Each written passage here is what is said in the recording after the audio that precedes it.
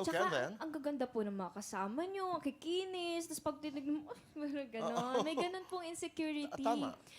Tapos, nag-training po kami sa isang bahay. 12 na lang po kami.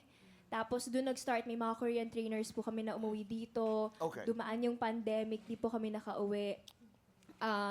Training lang po kami ng training po. Hanggang sa sinabi ni Direk Lori na akala po namin magtatanggalan pa kasi ang ideally po, 5 lang yata yung gusto nila. Basta hindi po even numbers kasi ang hirap po ng walang center pag even numbers and madami po siya.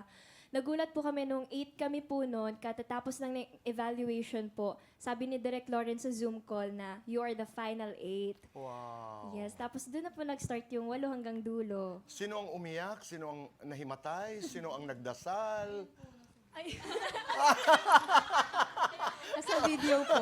Si Joanna po. May ebidensya. Pero ngayon, baon ko ang aking mahiwagang salamin.